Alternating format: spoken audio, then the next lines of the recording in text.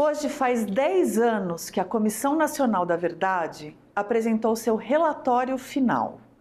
Uma década em que a sociedade civil se mobilizou, investigou, documentou e relatou a barbárie da ditadura militar que começou em 1964 e perdurou até 1985. A comissão foi um órgão oficial do governo Dilma Rousseff, ela própria torturada na ditadura. Ela funcionou de 2012 a 2014 e produziu um relatório final de quase 1000 páginas. Mas vale a gente lembrar o esforço coletivo que antecedeu a CNV para a gente entender a importância da própria comissão e do relatório que aniversaria hoje. Antes mesmo de a ditadura acabar, ainda em 1979, quando a lei de anistia foi sancionada, membros de variadas denominações religiosas, imaginem só, se uniram para iniciar um processo de documentação sobre os desaparecidos, os mortos e os torturados pelos militares.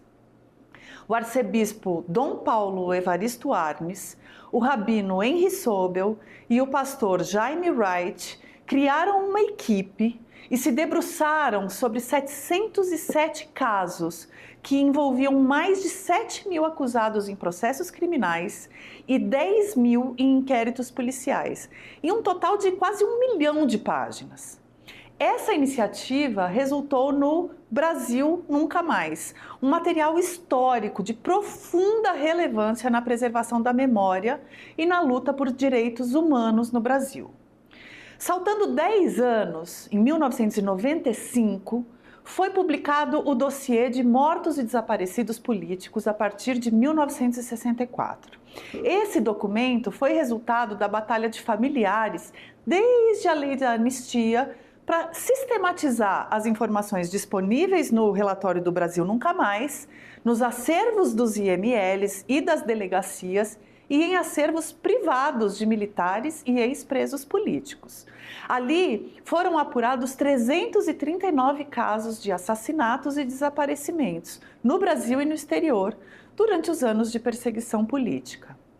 Também em 1995 foi criada a Comissão Especial sobre Mortos e Desaparecidos Políticos. E o trabalho dessa comissão, que foi suspensa no governo Bolsonaro, e demorou para ser reativada no atual governo Lula, foi publicado primeiramente em 2007. Houve outras iniciativas e movimentos fundamentais que culminaram na criação da Comissão Nacional da Verdade. Mas o marco histórico e político que ela representa é incomparável. E cá entre nós, está mais do que na hora de o governo Lula aproveitar essa oportunidade, revisitar o relatório final da comissão e implementar algumas das recomendações que ele faz. Eu sou Flávia Tavares, editora do Meio. Se inscreve aqui no nosso canal, acompanha tudo de bacana que a gente produz. E se você gostar, seja um assinante premium para receber ainda mais conteúdo em tudo que é esquina da sua vida digital.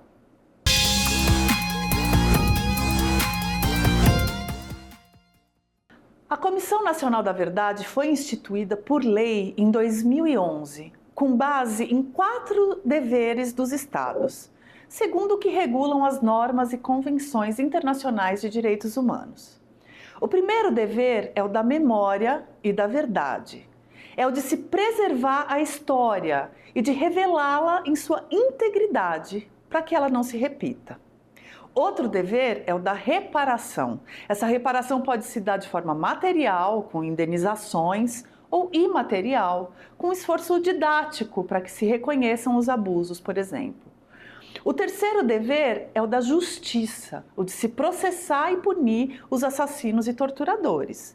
E, por fim, o da transformação das instituições, particularmente as Forças Armadas e o Judiciário. O relatório final da CNV certamente colaborou para que o Estado brasileiro cumprisse seu primeiro dever. Com a profusão de documentos e depoimentos colhidos naquele período, temos ali um memorial dos horrores da ditadura. O capítulo 10 de violência sexual e de gênero e contra crianças e adolescentes, por exemplo, narra torturas que resultaram em abortos de mulheres grávidas, narra estupros de mulheres sendo cometidos diante de seus maridos. Aqui um episódio muito dolorido e simbólico do tipo de violência que acontecia. Uma mulher foi presa um mês depois de dar à luz. O torturador disse, abre aspas, vamos cortar esse leitinho aí, e forçou uma injeção para que ela não produzisse mais leite, que ele dizia que atrapalhava ele. Olha a crueldade disso. Pois o relatório documenta tudo isso e muito, muito mais. O dever da reparação vem sendo cumprido pelo Estado brasileiro a conta-gotas, infelizmente. Financeiramente, algo foi feito. Simbolicamente, muito pouco. Porque o primeiro passo de reparação é um reconhecimento do algoz de que ele agiu mal. E embora os governos Lula e Dilma tenham feito pedidos de desculpas simbólicos às famílias das vítimas, as Forças Armadas nunca se desculparam. Além disso, o presidente Lula vetou que seu governo fizesse esse gesto nas cerimônias de 60 anos do golpe militar neste ano. Aliás, ele praticamente vetou qualquer cerimônia. Hoje, a gente sabe que boa parte da hesitação de Lula no enfrentamento dos militares passa pelo fato de que o golpe de Estado que ele sofreria esteve realmente muito perto de acontecer. Muito! E que ele, inclusive, era alvo de um plano de assassinato por parte desses golpistas. Agora, a gente também sabe que o Estado brasileiro não cumpriu seus outros dois deveres e nem seguiu 27 das 29 recomendações que o relatório final da Comissão Nacional da Verdade faz. Não se fez justiça. Não se puniram os torturadores e assassinos. Aliás, o relatório questiona essa interpretação da lei da anistia que assegura a impunidade aos militares.